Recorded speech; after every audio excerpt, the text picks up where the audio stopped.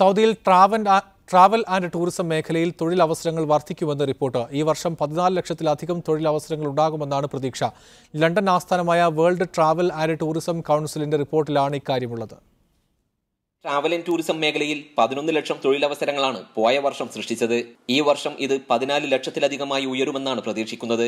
അങ്ങനെ വന്നാൽ UAE, Bahrain എന്നീ രാജ്യങ്ങളിലേതിനേക്കാൾ കൂടുതലായിരിക്കും അത്.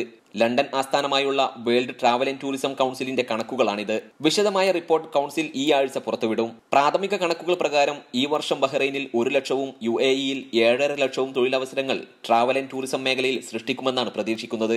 അന്താരാഷ്ട്ര സന്ദർശകർ കഴിഞ്ഞ വർഷം സൗദിയിൽ $14 ബില്യൺ ചെലവഴിച്ചതായും കണക്കുകൾ വ്യക്തമാക്കുന്നു.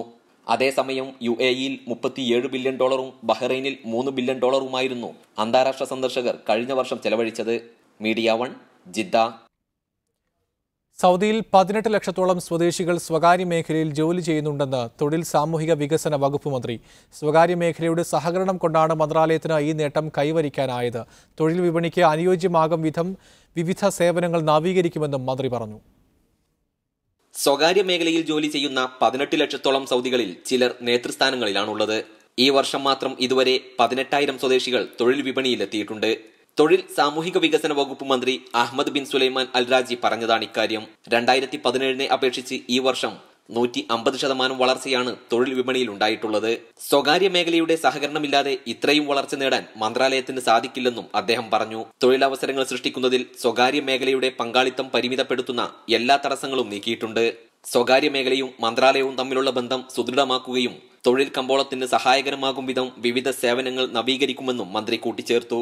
Gafoor Kondotty, media 1, Jeddah. വെള്ളിയാഴ്ചകളിലും പൊതു അവധി ദിനങ്ങളിലും നിർമ്മാണ പ്രവർത്തനങ്ങൾ പാടില്ലെന്ന് മസ്കത്ത് നഗരസഭ. കെട്ടിട നിർമ്മാണം സംബന്ധിച്ച ചട്ടങ്ങളിൽ നഗരസഭ ഭേദഗതി വരുത്തി. 1992 നഗരസഭാ നിയമത്തിന്റെ വിവിധ വകുപ്പുകളാണ് ഭേദഗതി ചെയ്തത്. താമസ കേന്ദ്രങ്ങൾക്ക് സമീപം മുൻകൂട്ടി അനുമതിയില്ലാതെ വെള്ളിയാഴ്ചകളിലും മറ്റ് പൊതു അവധി ദിനങ്ങളിലും കെട്ടിടങ്ങളുടെ നിർമ്മാണ പ്രവർത്തനങ്ങൾ പാടില്ല എന്ന് ഭേദഗതി ഉത്തരവിൽ പറയുന്നു. സൂര്യോദയത്തിന് മുൻപും സൂര്യാസ്തമയത്തിന് ശേഷവും ശബ്ദമലിനീകരണം ഉണ്ടാക്കുന്ന ജോലികൾക്കും നിരോധനം ഏർപ്പെടുത്തിയിട്ടുണ്ട്. നിയമലംഘകരിൽ നിന്ന് 500 റിയാൽ പിഴ ഈടാക്കും. ഒപ്പം ജോലികൾ നിർത്തിവെക്കേണ്ടി വരുമെന്നും നഗരസഭ മുന്നറിയിപ്പ് നൽകി. നിർമ്മാണ പ്രവർത്തനങ്ങൾ നടത്താൻ ഉദ്ദേശിക്കുന്ന സ്ഥലത്തിന്റെ അതിരുകൾ കാണിക്കുന്ന ഭൂപടവും നിർമ്മാണ പ്രവർത്തനവുമായി ബന്ധപ്പെട്ട മറ്റു വിവരങ്ങളും കെട്ടിടം ഉടമയോ കരാറുകാരനോ സമർപ്പിക്കുകയും വേണം. സ്ഥലത്തിന്റെ അതിര് കാണിക്കുന്ന ഭൂപടത്തിന് ഭവന മന്ത്രാലയത്തിന്റെ സാക്ഷ്യവും വേണം. ഇവ സമർപ്പിച്ചാൽ മാത്രമേ നിർമ്മാണ പ്രവർത്തനം ആരംഭിക്കുന്നതിനുള്ള പെർമിറ്റ് നഗരസഭ നൽകുകയുള്ളൂ. ഔദ്യോഗിക ഗസറ്റിൽ പ്രസിദ്ധീകരിച്ച് 30 ദിവസത്തിന് ശേഷം മാത്രമേ കെട്ടിട നിർമ്മാണ ഭേദഗതി ചട്ടം നിലവിൽ വരൂ. Media 1, Muscat. കുവൈത്തിൽ മഴയിൽ തകർന്ന പ്രധാന നിരത്തുകളുടെ റീടാറിംഗ് ജോലികൾ അടുത്ത മാസം ആരംഭിക്കുമെന്ന് പൊതുമരാമത്ത് മന്ത്രാലയം. റോഡുകളുടെ ഗുണനിലവാരം ഉറപ്പാക്കുന്നതിനായി റീടാറിംഗ് പ്രത്യേക മിശ്രിതം ഉപയോഗിക്കും. ആദ്യഘട്ടത്തിൽ പ്രധാന ഹൈവേകളുടെ അറ്റകുറ്റപ്പണികൾ ആരംഭിക്കാനാണ് തീരുമാനം. King Fahd expressway, 6th ring road എന്നീ പ്രധാന പാതകളുടെ അറ്റകുറ്റപ്പണികളാകും ഏപ്രിലിൽ ആരംഭിക്കുക. പ്രവൃത്തികളുടെ നിരീക്ഷണം, ഗുണനിലവാരം ഉറപ്പാക്കൽ എന്നിവയ്ക്കായി പൊതുമരാമത്ത് മന്ത്രി ജിനാൻ ബുഷഹരി പ്രത്യേക സംഘത്തെ ചുമതലപ്പെടുത്തിയിട്ടുണ്ട്. ടാറിങ്ങിനായി മോഡിഫൈഡ് പോളിമർ, ബിറ്റുമിൻ എന്നിവയുടെ മിശ്രിതമാകും ഉപയോഗിക്കുക. ഉൾപ്രദേശങ്ങളിലെ റോഡുകളുടെ അറ്റകുറ്റപ്പണികളുമായി ബന്ധപ്പെട്ട കരാർ നടപടികൾ അന്തിമഘട്ടത്തിലാണെന്നും മന്ത്രാലയ വൃത്തങ്ങൾ അറിയിച്ചു. കഴിഞ്ഞ നവംബറിൽ രാജ്യത്തുണ്ടായ കനത്ത മഴയിലും വെള്ളപ്പൊക്കത്തിലുമാണ് റോഡുകൾക്ക് നാശം സംഭവിച്ചത്. നിർമ്മാണത്തിലെ അപാകതയാണ് പുതിയ റോഡുകൾ ഉൾപ്പെടെ നശിക്കാൻ കാരണമായതെന്ന് കണ്ടെത്തിയിരുന്നു. ഇതേ തുടർന്നാണ് റോഡുകളുടെ നാശം വിലയിരുത്താൻ ചുമതലപ്പെടുത്തിയ വിദഗ്ധ സമിതി മോഡിഫൈഡ് പോളിമർ ഉപയോഗിച്ചുള്ള ടാറിംഗ് ശുപാർശ ചെയ്തത്.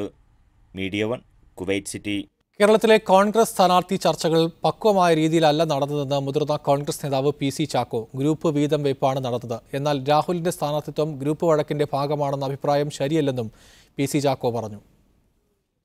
കേരളത്തിലെ സ്ഥാനാർത്ഥി നിർണയ ചർച്ചകൾ ഗ്രൂപ്പ് നേതാക്കൾ നടത്തിയത് പക്വമായ രീതിയിലല്ലെന്നും 2 ഗ്രൂപ്പുകൾ തമ്മിലുള്ള സീറ്റ് വീതം വെയ്പ്പാണ് നടന്നതെന്നും PC ചാക്കോ വിമർശിച്ചു.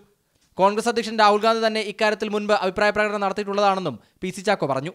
തീർച്ചയായിട്ടും ഗ്രൂപ്പുകൾ തമ്മിൽ വീതം വെക്കുന്ന ഒരു സംവിധാനം അതിപ്പോഴെന്നല്ല, കഴിഞ്ഞ എത്രയോ വർഷങ്ങളായിട്ട് നടന്നുകൊണ്ടിരിക്കും. നേതാക്കൾ കേരളത്തിലെ സീറ്റ് ചർച്ചകൾ അല്പം കൂടി ഭംഗിയായി നടത്തേണ്ടതായിരുന്നു. ഡൽഹിയിൽ ആം ആദ്മി പാർട്ടിയുമായി സഖ്യമുണ്ടാക്കുന്നതിൽ 2 ദിവസത്തിനുള്ളിൽ അന്തിമ തീരുമാനമുണ്ടാകുമെന്നും PC ചാക്കോ പറഞ്ഞു.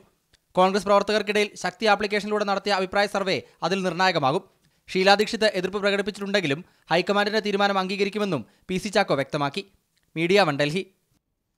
രാഹുൽ ഗാന്ധിയെ വയനാട്ടിൽ രാഷ്ട്രീയമായും സംഘടനാപരമായും നേരിടാൻ CPM. BJP അല്ല, ഇടതുപക്ഷമാണ് കോൺഗ്രസിന്റെ മുഖ്യ എതിരാളി എന്ന സന്ദേശമാണ് രാഹുലിന്റെ സ്ഥാനാർത്ഥിത്വം നൽകുന്നതെന്ന് CPM പോളിറ്റ് ബ്യൂറോ അംഗം S. രാമചന്ദ്രൻ പിള്ള പറഞ്ഞു. രാഹുലിനെതിരെ മത്സരിക്കുന്ന ഇടതുപക്ഷം എന്ത് സന്ദേശമാണ് നൽകുന്നതെന്ന മറുചോദ്യമാണ് പ്രതിപക്ഷ നേതാവ് രമേശ് ചെന്നിത്തല ഉന്നയിച്ചത്.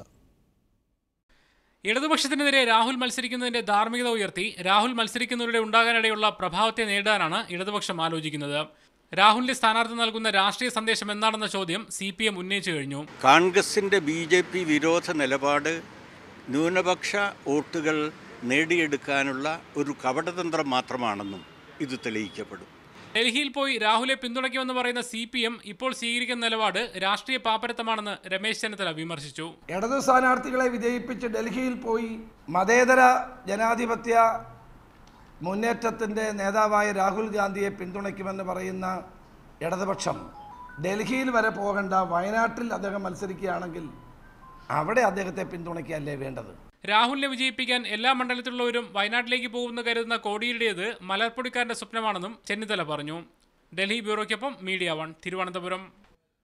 വയനാട്ടിൽ രാഹുലിനെ തോൽപ്പിക്കുമെന്ന് CPM സംസ്ഥാന സെക്രട്ടറി കോടിയേരി ബാലകൃഷ്ണൻ. രാഹുൽ കേരളത്തിൽ മത്സരിച്ചാലുള്ള ഗുണം അദ്ദേഹത്തെ തോൽപ്പിക്കാൻ LDFന് അവസരം ലഭിക്കുമെന്നതാണ്. വടകരയിൽ T. സിദ്ദീഖിനെ സ്ഥാനാർത്ഥിയാക്കാതിരുന്നത് RSS നിർദ്ദേശത്തെ തുടർന്നാണെന്നും കോടിയേരി ആരോപിച്ചു. രാഹുൽ ഗാന്ധി കേരളത്തിൽ ഇവിടെ വന്ന് മത്സരിക്കുന്നതിലും നമുക്കൊരു പ്രശ്നവുമില്ല. കാരണം നമുക്കൊരു സൗകര്യം കിട്ടും. എന്താ സൗകര്യം? രാഹുൽ ഗാന്ധിയെ കേരളത്തിൽ തോൽപ്പിച്ചു എന്നൊരു പേര് നേടാൻ ഈ കേരളത്തിൽ അവസരം കിട്ടും. രാഹുൽ ഗാന്ധി ഇവിടെ വന്ന് മത്സരിക്കുകയാണ്. രാഹുൽ ഗാന്ധി ഇവിടെ വയനാട്ടിലേക്ക് പോകും, വടകരയിൽ കൂടി. വടകരയിൽ നിന്ന് വയനാട്ടിലേക്ക് പോകുന്ന റോഡ് മുഴുവൻ 10 വരിപ്പാതയാവും എന്ന് പ്രചരിപ്പിച്ചുകൊണ്ടിരിക്കുകയാണ്. രാഹുൽ ഗാന്ധി വയനാട്ടിൽ മത്സരിക്കുന്നത് കോൺഗ്രസിന് ഗുണകരമാകില്ലെന്ന് KMCC ഡൽഹി ഘടകം പ്രസിഡന്റും സുപ്രീം കോടതി സീനിയർ അഭിഭാഷകനുമായ അഡ്വക്കേറ്റ് ഹാരിസ് ബീരാൻ. ഉത്തരേന്ത്യയിൽ തെരഞ്ഞെടുപ്പിന് നേതൃത്വം നൽകലാണ് അദ്ദേഹത്തിനും പാർട്ടിക്കും ഇപ്പോൾ അഭികാമ്യം. പ്രവാസി വോട്ട് യാഥാർത്ഥ്യമാകാത്തതിൽ ഭരണകക്ഷിയോടൊപ്പം പ്രതിപക്ഷത്തിനും പങ്കുണ്ടെന്നും അദ്ദേഹം പറഞ്ഞു. രാഹുൽ ഗാന്ധി കേരളത്തിൽ മത്സരിക്കുന്നത് UDFനും കർണാടക കോൺഗ്രസിനുമെല്ലാം ഗുണകരമാവുമെങ്കിലും ഉത്തരേന്ത്യയിലാണ് അദ്ദേഹത്തിന്റെ സാന്നിധ്യം ഇപ്പോൾ നിർബന്ധമായിരിക്കുന്നതെന്ന് അഡ്വക്കേറ്റ് ഹാരിസ് ബീരാൻ പറഞ്ഞു. അത് BJPയുടെ കയ്യിൽ നമ്മൾ ആയുധം കൊടുക്കുന്ന പോലെയാണ് എനിക്ക് തോന്നുന്നത്. കാരണം അവിടെ ഒരു ഷുവർ സീറ്റ് അല്ലാത്ത കാരണം വേറെ സീറ്റിലേക്ക് ഓടിപ്പോകുന്ന ഒരു സാഹചര്യമാണ്. മാത്രമല്ല, ഇന്നത്തെ അവസ്ഥയിൽ പ്രധാനമന്ത്രി മോദിയെ നേരിടാനുള്ള ശക്തിയും ചങ്കൂറ്റമുള്ള ഏക നേതാവ് രാഹുൽ ഗാന്ധിയാണ്. അതുകൊണ്ട് തന്നെ രാഹുൽ ഗാന്ധിയെ ഉത്തരേന്ത്യയിൽ തന്നെ കോൺസെൻട്രേറ്റ് ചെയ്ത് പ്രവർത്തിക്കേണ്ട ഒരു സമയമാണ് എന്നുള്ളതാണ് എൻ്റെ ഒരു അഭിപ്രായം. പ്രവാസി വോട്ടവകാശ ബിൽ രാജ്യസഭയിൽ അവതരിപ്പിക്കുന്നതിന് കോൺഗ്രസ് അടക്കമുള്ള പ്രതിപക്ഷ കക്ഷികളും ഉത്സാഹം കാണിച്ചില്ലെന്ന് അദ്ദേഹം പറഞ്ഞു. ഇനി അടുത്ത ലോക്സഭ കൂടിക്കഴിഞ്ഞതിന് ശേഷം വീണ്ടും ഈ ബില്ല് ലോക്സഭയിൽ അവതരിപ്പിക്കുകയും ലോക്സഭ അത് പാസ്സാക്കിയതിനു ശേഷം രാജ്യസഭയിലേക്ക് വീണ്ടും ഇൻട്രൊഡ്യൂസ് ചെയ്തിട്ട് രാജ്യസഭയും പാസ്സാക്കി കഴിഞ്ഞാലാണ് നിയമമായി മാറുന്നത്.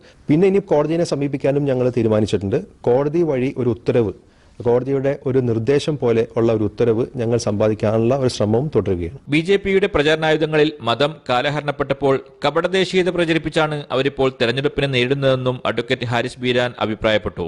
ഹ്രസ്വ സന്ദർശനാർത്ഥം ജിദ്ദയിലെത്തിയ അദ്ദേഹം മാധ്യമപ്രവർത്തകരോട് സംസാരിക്കുകയായിരുന്നു.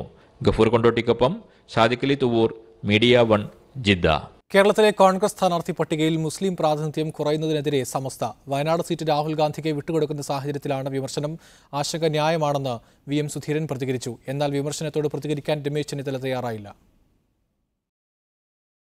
വയനാട് സീറ്റിൽ നിന്ന് T. സിദ്ദീഖിനെ ഒഴിവാക്കുന്നതോടെ കോൺഗ്രസ് സ്ഥാനാർത്ഥി പട്ടികയിലെ മുസ്ലിം പ്രാതിനിധ്യം ഷാനിമോൾ ഉസ്മാനിൽ ഒതുങ്ങും. വിജയസാധ്യതയുള്ള ഒരാൾ പോലും കോൺഗ്രസ് പട്ടികയിൽ ഇല്ലാതായതോടെയാണ് വിമർശനവുമായി സമസ്ത രംഗത്ത് വന്നത്.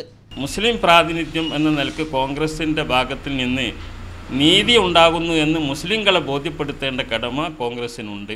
അത് കോൺഗ്രസ് ചെയ്യേണ്ടതാണ്, ചെയ്യുമെന്ന് പ്രതീക്ഷിക്കുകയാണ്. സ്ഥാനാർത്ഥി പട്ടികയിൽ മുസ്ലിം പ്രാതിനിധ്യം നാമമാത്രമായി മാറിയതിൽ കോൺഗ്രസ് നേതൃത്വത്തിനും ആശങ്കയുണ്ട്. ലോക്സഭാ തെരഞ്ഞെടുപ്പിൽ മുസ്ലിം പിന്തുണ ഏറെക്കുറെ പൂർണ്ണമായി ലഭിക്കുമെന്ന പ്രതീക്ഷയിലായിരുന്നു കോൺഗ്രസ്. സമസ്തയുടെ വാദം ന്യായമാണെന്ന് VM സുധീരൻ പ്രതികരിച്ചു.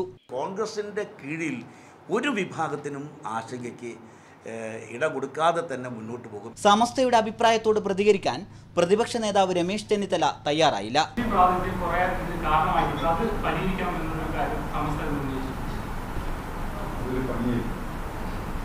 ക്രിസ്ത്യൻ മതവിഭാഗത്തിൽപ്പെട്ട 4 പേരും നായർ സമുദായത്തിൽ നിന്ന് 5 പേരും കോൺഗ്രസ് സ്ഥാനാർത്ഥി പട്ടികയിലുണ്ട്.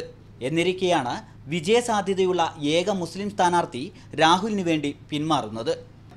ഷഫീഖ് നസ്രുള്ള, മീഡിയ 1, കോഴിക്കോട്. തെരഞ്ഞെടുപ്പ് ഒരുക്കങ്ങളുടെ ഭാഗമായി കൺവെൻഷനുകളും പ്രചാരണ പരിപാടികളുമായി സൗദി കിഴക്കൻ പ്രവിശ്യയിലെ സംഘടനകളും രംഗത്ത്. കേരളത്തിലെ മുന്നണി സ്ഥാനാർത്ഥികളുടെ വിജയത്തിനായുള്ള തന്ത്രങ്ങളും പ്രചാരണങ്ങൾക്കുമാണ് മുഖ്യധാര രാഷ്ട്രീയ സംഘടനകൾ ചേർന്ന് രൂപം കൊടുക്കുന്നത്. തെരഞ്ഞെടുപ്പിന് ആഴ്ചകൾ മാത്രം ശേഷിക്കെ പരമാവധി പ്രവാസി വോട്ടുകൾ പെട്ടിയിലാക്കാനുള്ള ഒരുക്കത്തിലാണ് സൗദിയുടെ കിഴക്കൻ പ്രവിശ്യയിൽ മുന്നണികൾ. ഇടത് സംഘടനകൾ LDF സംവിധാനത്തിനു കീഴിലാണ് പ്രചാരണ പ്രവർത്തനങ്ങൾ നയിക്കുന്നത്. പ്രവിശ്യയിൽ ഇതുവരെ ഇല്ലാതിരുന്ന മുന്നണി സംവിധാനത്തിന് രൂപം നൽകിയാണ് UDFും പ്രചാരണത്തിനൊരുങ്ങുന്നത്. ഇതിനു മുന്നോടിയായി UDF ഭാരവാഹികളുടെ യോഗം കഴിഞ്ഞ ദിവസം ദമാമിൽ ചേർന്നു. ഇന്ത്യൻ ജനാധിപത്യം തന്നെ ചോദ്യം ചെയ്യപ്പെടുന്ന ഈ കാലഘട്ടത്തിൽ നമ്മുടെ ഇന്ത്യൻ നാഷണൽ കോൺഗ്രസിനെ ബലപ്പെടുത്തുക, അല്ലെങ്കിൽ എല്ലാ സ്ഥലങ്ങളിലും സ്ഥാനാർത്ഥികളെ വിജയിപ്പിക്കുക എന്ന് മാത്രമാണ് ഈ UDF സംവിധാനം കൊണ്ട് ഇവിടെ ഉദ്ദേശിക്കുന്നത്. ഈ വരുന്ന തെരഞ്ഞെടുപ്പിൽ ഒറ്റക്കെട്ടായി പ്രവർത്തിക്കാൻ UDF സംവിധാനത്തിലൂടെ കഴിയും എന്നാണ് എൻ്റെ ശുഭാപ്തി വിശ്വാസം. വിപുലമായ തെരഞ്ഞെടുപ്പ് കൺവെൻഷനുകൾ നടത്തി പരമാവധി പേരെ നാട്ടിലെത്തിച്ച് വോട്ട് ചെയ്യിക്കുന്നതിനാണ് ഇരു മുന്നണികളും ശ്രമിക്കുന്നത്. ചെറു രാഷ്ട്രീയ സംഘടനകളുടെ പ്രവാസി ഘടകങ്ങളും പ്രചാരണ പരിപാടികളുമായി രംഗത്തുണ്ട്. Media 1, Dammam. മദീന മസ്ജിദുൻ നബവിയിലെ റൗളയിൽ സ്ത്രീകളുടെ സന്ദർശന സമയത്തിൽ മാറ്റം വരുത്തിയതായി മദീന ഹറം മേൽനോട്ട കാര്യാലയം. പുതിയ സമയം ഇന്നു മുതൽ പ്രാബല്യത്തിലായി. നേരത്തെ നിശ്ചയിച്ചതിനേക്കാൾ കൂടുതൽ സമയം സ്ത്രീകൾക്ക് റൗളയിൽ നമസ്കാരത്തിനും സന്ദർശനത്തിനും ലഭിക്കും. രാവിലെ സൂര്യോദയം മുതൽ ദുഹർ നമസ്കാരത്തിന്റെ 1 മണിക്കൂർ മുമ്പ് വരെ, രാത്രി ഇശാ നമസ്കാര ശേഷം ഫജർ നമസ്കാരത്തിന്റെ 1 മണിക്കൂർ മുമ്പ് വരെ എന്നിങ്ങനെ തുടർച്ചയായ നീണ്ട മണിക്കൂറുകൾ സ്ത്രീകൾക്ക് അനുവദിക്കാനാണ് തീരുമാനിച്ചിട്ടുള്ളത്. മദീനയിൽ സന്ദർശകരായെത്തുന്ന സ്ത്രീകളുടെ ആധിക്യം പരിഗണിച്ചാണ് സമയം വർദ്ധിപ്പിച്ചത്. മുമ്പ് പ്രഭാത നമസ്കാരത്തിനും ഉച്ചയ്ക്കും രാത്രി നമസ്കാരത്തിന് ശേഷവും ഏതാനും മണിക്കൂറുകൾ മാത്രമാണ് സ്ത്രീകൾക്ക് അനുവദിച്ചിരുന്നത്. ഈ സമയങ്ങളിൽ കടുത്ത തിരക്കും അനുഭവപ്പെട്ടിരുന്നു. ഫറമിലെ ജനസാന്ദ്രത കണക്കിലെടുത്താണ് സ്ത്രീകളുടെ സന്ദർശന സമയത്തിൽ മാറ്റം വരുത്തുന്നതെന്നും പുതിയ സമയത്തെക്കുറിച്ചും അവലോകനം നടത്തി ആവശ്യമാണെങ്കിൽ പിന്നീട് പരിഷ്കരണം ഏർപ്പെടുത്തണമെന്നും അധികൃതർ കൂട്ടിച്ചേർത്തു. Media 1, Medina. ഖത്തറിൽ കാർഷിക മത്സ്യബന്ധന മേഖലയിൽ ഉൽപാദന വളർച്ച ലക്ഷ്യമിട്ട് നഗരസഭാ പരിസ്ഥിതി മന്ത്രാലയം 4 കരാറുകൾ ഒപ്പുവച്ചു. 2023ഓടെ രാജ്യത്തിനാവശ്യമായ പച്ചക്കറിയുടെ 70% സ്വയം പര്യാപ്തത നേടാനാണ് മന്ത്രാലയം ലക്ഷ്യമിടുന്നത്. ദോഹയിൽ കഴിഞ്ഞ ദിവസം പൂർത്തിയായ അഗ്രിടെക് പ്രദർശന വേദിയിലാണ് നഗരസഭാ മന്ത്രാലയം വിവിധ കരാറുകളിൽ ഒപ്പുവെച്ചത്. കൃഷി, മത്സ്യബന്ധനം, കാലി വളർത്തൽ, മീൻ വളർത്തൽ തുടങ്ങിയ മേഖലകളിൽ ഉൽപാദനം വർദ്ധിപ്പിക്കുകയെന്ന ലക്ഷ്യം മുൻനിർത്തിയാണ് വിവിധ രാജ്യാന്തര ദേശീയ കമ്പനികളുമായി മന്ത്രാലയം ധാരണയിലെത്തിയത്. മീൻ വളർത്തൽ കേന്ദ്രങ്ങളിലേക്ക് പ്രതിവർഷം 20 ലക്ഷം മത്സ്യക്കുഞ്ഞുങ്ങളെ ലഭ്യമാക്കാനായി 5.72 കോടി റിയാലിന്റെ പദ്ധതിയാണ് നടപ്പാക്കുന്നത്. ഫാമുകൾക്കാവശ്യമായി മീൻ കുഞ്ഞുങ്ങളെ ലഭ്യമാക്കുന്നതിന് പുറമെ ഫാം നടത്തിപ്പിൽ പരിശീലനം നൽകുക, പ്രാദേശിക മത്സ്യോൽപാദനം ഉയർത്തുക തുടങ്ങിയവയും പദ്ധതിയുടെ ഭാഗമാണ്. 3 വർഷത്തിനുള്ളിൽ പദ്ധതി പൂർത്തിയാകും. മന്ത്രാലയത്തിന് വേണ്ടി മത്സ്യസമ്പത്ത് വിഭാഗം ഡയറക്ടർ അബ്ദുൽ അസീസ് അൽ ദിഹൈമിയാണ് കരാറിൽ ഒപ്പുവെച്ചത്. നവസാങ്കേതിക വിദ്യകളുടെ സഹായത്തോടെ സമുദ്ര മത്സ്യസമ്പത്ത് വർദ്ധിപ്പിക്കുന്നതിനുള്ള പദ്ധതിക്കും രൂപരേഖയായി. പച്ചക്കറി കൃഷിയുടെ വളർച്ചയ്ക്കായി ഹൈഡ്രോപോണിക് കൃഷി രീതി വ്യാപകമാക്കാനുള്ളതാണ് മറ്റൊരു കരാർ. ഇതിനായി ശീതീകരിച്ച ഗ്രീൻ ഹൗസുകളുടെ നിർമ്മാണത്തിന് 2 പൊതുമേഖലാ കമ്പനികളുമായി കരാറിൽ ഒപ്പിട്ടു. 3500 ഹെക്ടർ മുതൽ 110 ഹെക്ടർ വരെയുള്ള ഗ്രീൻ ഹൗസുകളാണ് പൊതുമേഖലാ സ്ഥാപനങ്ങൾ നിർവഹിച്ചു നൽകുക. പുതിയ ഗ്രീൻ ഹൗസുകളിലൂടെ പ്രതിവർഷം 10,000 ടൺ പച്ചക്കറി അധികമായി ഉൽപ്പാദിപ്പിക്കാനാണ് ലക്ഷ്യമിടുന്നത്. 3 വർഷം കൊണ്ട് ഖത്തറിനാവശ്യമായ പച്ചക്കറിയുടെ 70% തദ്ദേശീയമായി വിളയിക്കുകയെന്നതാണ് നഗരസഭാ മന്ത്രാലയത്തിന്റെ ലക്ഷ്യമെന്ന് കാർഷികാര്യ ഡയറക്ടർ യൂസഫ് അൽ കുലൈഫി പറഞ്ഞു. Media 1, Doha. ഖത്തറിൽ സാങ്കേതിക വിഭാഗം ജീവനക്കാർക്കും ഇനി മുതൽ ഡ്രൈവിംഗ് ലൈസൻസ് ലഭിക്കും. എന്നാൽ മറ്റ് 179 വിഭാഗം ജോലിക്കാർക്കുള്ള ലൈസൻസ് വിലക്ക് തുടരും. ഖത്തറിൽ ലൈസൻസിന് അപേക്ഷിക്കാൻ അർഹതയില്ലാത്ത 180 വിഭാഗം ജോലിക്കാരുണ്ട്. വിവിധ മേഖലകളിൽ ജോലി ചെയ്യുന്ന സാങ്കേതിക വിഭാഗം ജോലിക്കാർ ഇതിലൊന്നായിരുന്നു. ജോലിക്ക് സ്വന്തം വാഹനം ആവശ്യമില്ലെന്ന വിശകലനത്തിന്റെ അടിസ്ഥാനത്തിലാണ് 2013 മുതൽ ഈ വിഭാഗക്കാർക്ക് ലൈസൻസ് നിഷേധിച്ചിരുന്നത്. എന്നാൽ സാങ്കേതിക വിഭാഗം ജീവനക്കാരെ ലൈസൻസ് വിലക്കിൽ നിന്ന് ഒഴിവാക്കിക്കൊണ്ടാണ് പൊതുഗതാഗത ഡയറക്ടറേറ്റ് ഇപ്പോൾ ഉത്തരവിറക്കിയിരിക്കുന്നത്. ഇത്തരം തൊഴിലാളികൾക്ക് ലൈസൻസിന് അനുമതി നൽകാമെന്ന് ഡ്രൈവിംഗ് സ്കൂളുകൾക്ക് ട്രാഫിക് വിഭാഗം അറിയിപ്പ് നൽകി. എന്നാൽ മറ്റ് 179 വിഭാഗങ്ങൾക്കുള്ള നിരോധനം തുടരും. രാജ്യത്തിപ്പോൾ നടന്നുവരുന്ന അടിസ്ഥാന സൗകര്യ വികസന പ്രവർത്തനങ്ങൾ പൂർത്തിയാകുന്ന മുറയ്ക്ക് മറ്റുള്ള വിഭാഗങ്ങൾക്കുള്ള വിലക്കുകൾ നീങ്ങും. Media 1, Doha. പ്രവാസി വിദ്യാർത്ഥികൾക്ക് നാടൻ കളികൾ പരിശീലിക്കാൻ ഷാർജ മലയാളി കൂട്ടായ്മ വേദിയൊരുക്കി. കുട്ടികളുടെ വിഭാഗമായ സർഗവേദിയുടെ ആഭിമുഖ്യത്തിലാണ് കുറേ കുട്ടികളും കുറച്ചു കാര്യവും എന്ന പേരിൽ പരിശീലന പരിപാടി സംഘടിപ്പിച്ചത്. ഷാർജ ഇത്തിഹാദ് പാർക്കിൽ കുട്ടികളെ ഗ്രൂപ്പായി തിരിച്ചാണ് നാടൻ കളികൾ പരിശീലിപ്പിച്ചത്. രക്ഷാധികാരി അനിത വസന്ത്, ദിനിൽ തുടങ്ങിയവർ നേതൃത്വം നൽകി. മലപ്പുറത്തെ നട്ട്മെഗ് ബിരിയാണി ദർബാർ ദുബായിലും പ്രവർത്തനം ആരംഭിച്ചു. ദുബായ് കറാമയിൽ നടൻ മാമുക്കോയാണ് പുതിയ ശാഖ ഉദ്ഘാടനം ചെയ്തത്. നട്ട്മെഗ് ബിരിയാണിയുടെ ഗൾഫിലെ ആദ്യ ശാഖയാണ് ദുബായ് കറാമയിൽ നടൻ മാമുക്കോയ ഭക്ഷണപ്രേമികൾക്ക് തുറന്നുകൊടുത്തത്. ആരോഗ്യത്തിന് ഹാനികരമായ രാസവസ്തുക്കളും കൂട്ടുകളും ഒഴിവാക്കി ബിരിയാണി തയ്യാറാക്കുന്നു എന്നതാണ് നട്ട്മെഗ് ബിരിയാണി ദർബാറിന്റെ പ്രത്യേകത. നാട്ടിൽ 3 വർഷമായിട്ട് നമ്മൾ പരീക്ഷിച്ചൊരു ഫോർമുലയാണ്. ആളുകൾക്ക് രാസവസ്തുക്കളോ കളറുകളോ ആരോഗ്യത്തിന് ഹാനികരമായ യാതൊരു വസ്തുവും ചേർക്കാതെ മുഗൾ റെസിപ്പിയും മലബാർ റെസിപ്പിയും മിക്സ് ചെയ്തുകൊണ്ട് കണ്ടെത്തിയ ഒരു പ്രത്യേക മസാലക്കൂട്ട് ഉപയോഗിച്ചുണ്ടാക്കുന്ന നട്ട്മെഗ് ബിരിയാണി. മലപ്പുറത്ത് തുടക്കമിട്ട നട്ട്മെഗ് ബിരിയാണി ദർബാറിന് നാട്ടിൽ 5 ശാഖകൾ പ്രവർത്തിക്കുന്നുണ്ട്. സാമൂഹ്യ പ്രവർത്തകൻ Sushant Nilambur, Safiya travels MD Syed Muhammad, travel house rent a car MD Kuttumoosa തുടങ്ങിയവർ ഉദ്ഘാടന ചടങ്ങിൽ പങ്കെടുത്തു. Media 1 Dubai. Risala study circle ജിസാനിലെ ബേഷിൽ സംഘടിപ്പിച്ച സംഗമം ശ്രദ്ധേയമായി. കേരള നവോത്ഥാനം പ്രവാസികൾ പങ്കുചോദിക്കുന്നു എന്ന പ്രമേയത്തിൽ 1000 കേന്ദ്രങ്ങളിൽ നടത്തിവരുന്ന ക്യാമ്പയിന്റെ ഭാഗമായിട്ടായിരുന്നു പരിപാടി. കേരള നവോത്ഥാനത്തിൽ പ്രവാസികളുടെ പങ്ക്, പ്രവാസി വോട്ട്, പുനരധിവാസം തുടങ്ങിയ വിഷയങ്ങൾ സംഗമം ചർച്ച ചെയ്തു. വിവിധ രാഷ്ട്രീയ സാംസ്കാരിക പ്രതിനിധികൾ പങ്കെടുത്ത പരിപാടി നൂറുദ്ദീൻ കുറ്റിയാടി ഉദ്ഘാടനം ചെയ്തു. അഫ്സൽ സഖാഫി അധ്യക്ഷനായിരുന്നു. കുവൈത്തിലെ തൃശൂർ ജില്ലക്കാരുടെ കൂട്ടായ്മയായ ട്രാസ്ക് സംഘടിപ്പിച്ച പൂരം എക്സിബിഷൻ ശ്രദ്ധേയമായി. പ്രവാസികളെ നാട്ടോർമയിലേക്ക് കൂട്ടിക്കൊണ്ടുപോകുന്നതായിരുന്നു അബാസിയ അൽഹുദ ഇംഗ്ലീഷ് സ്കൂളിൽ ഒരുക്കിയ പ്രദർശനം. നെറ്റിപ്പട്ടം കെട്ടിയ ഗജവീരൻ മുതൽ സാമ്പിൾ വെടിക്കെട്ട് വരെ പ്രതീകാത്മകമായി ഒരുക്കിയിരുന്നു പൂരം പ്രദർശനത്തിൽ.